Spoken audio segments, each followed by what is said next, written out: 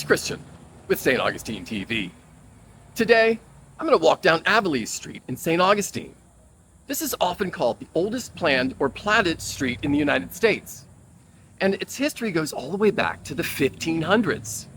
This street appears on maps dating back to the 1570s, and archaeological evidence shows that people were living here and building along this corridor by that time. It's fascinating how much history is packed into one little street. Let's go. In its current form, Aviles is a pretty brick-paved street, lined with historic buildings, Coquina structures, restaurants, shops, and art galleries. But beneath all that is a street that has been a part of St. Augustine's story for roughly 450 years. And that's what we're going to explore.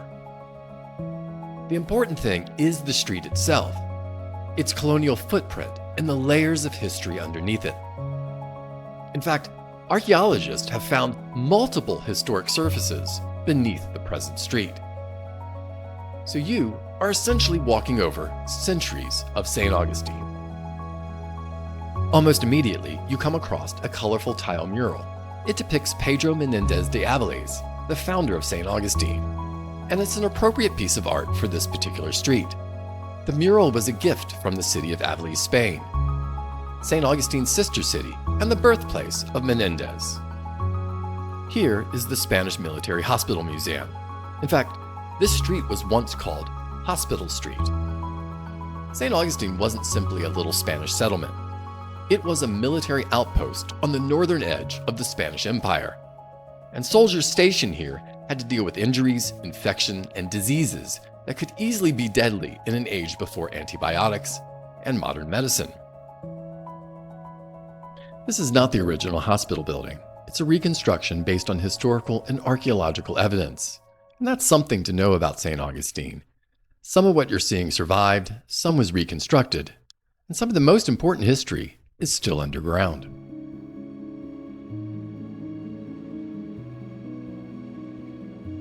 St. Augustine is sometimes described as having cobblestone streets. There are actually no cobblestone streets in St. Augustine, but we do have brick streets.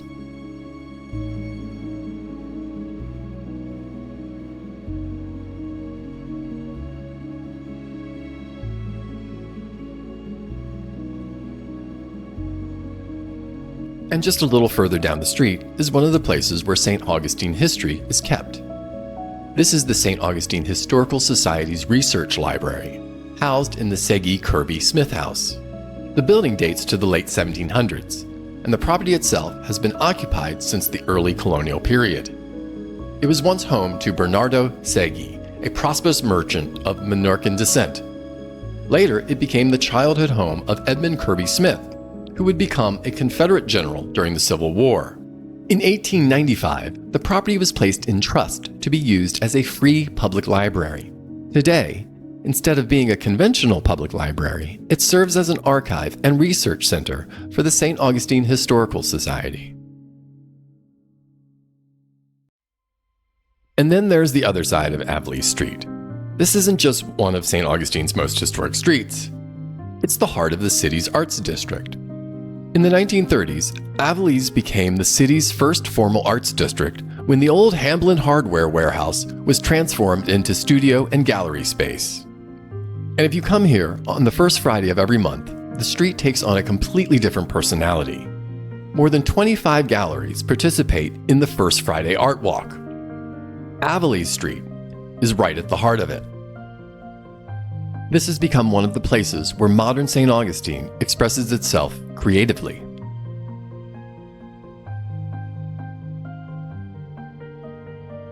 Now we're walking up to the Ximenez-Fatio House, built around 1798 during the Second Spanish period.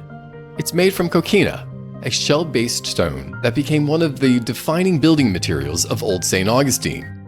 But this wasn't just somebody's home. Andrés Ximenez was a merchant, and this property combined a residence with a store and commercial space. Later, it became a boarding house operated by women, including Luisa Fatio. And that connects us with another important part of St. Augustine's history: tourism. By the 1800s, people were already coming to St. Augustine to experience the old city and escape northern winters. This property also has a connection to the Minorcan community. Ximenez's wife, Juana Pellicer, came from a family connected to the Minorcans, who fled the failed New Smyrna colony and arrived in St. Augustine in 1777. Those settlers became an important part of St. Augustine's population. When people say Spanish St. Augustine, they're really talking about a much more complicated mixture of cultures and people.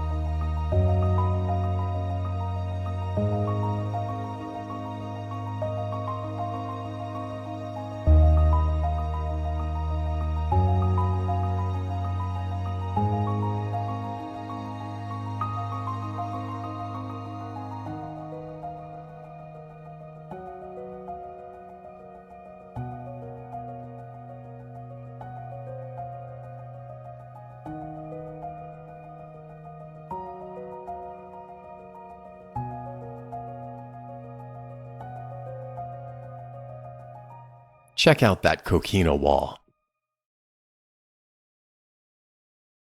One of the things that I really like about walking historic streets is thinking about the footsteps I'm walking in, all the people who've been here, all the people who will come. It makes me feel a profound sense of connection, a part of a continuum with the past, the present, and the future.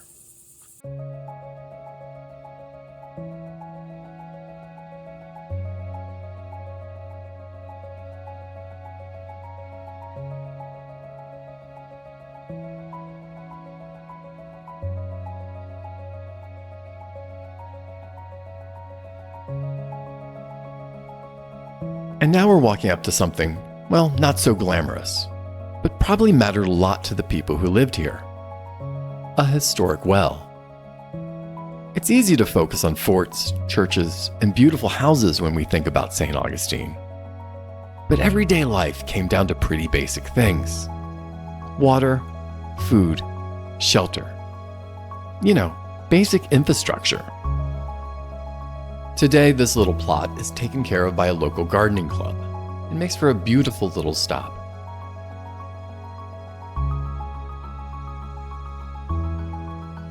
Across the street, you can see the nunnery for the Sisters of St. Joseph, who arrived shortly after the Civil War and became an important part of the city's educational and social history. They established schools for newly emancipated black children, providing an education at a time when opportunities for formerly enslaved people were extremely limited. Their work wasn't limited to the classroom. The sisters became deeply involved in caring for St. Augustine's poor and sick, and their presence continues today. And now we come to the Father Miguel O'Reilly House. This property has centuries of history, and Father O'Reilly purchased it in 1785. And his story is almost a perfect example of how complicated St. Augustine's history can be. He was Irish, he was a Catholic priest, and he lived in Spanish Florida. But the story of this property didn't end with the Spanish. After the Civil War, this is the property that housed the Sisters of St. Joseph. So this property takes us from Spanish colonial Florida into the aftermath of the Civil War and Reconstruction. The same street, same property, a completely different America.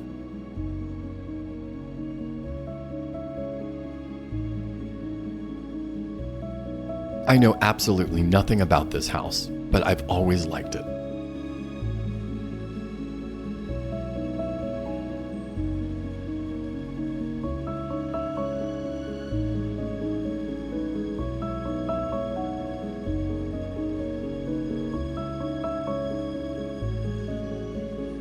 When walking down this street, it's easy to see the brick, the coquina, the old buildings, and the galleries and think you're simply walking through a historic district.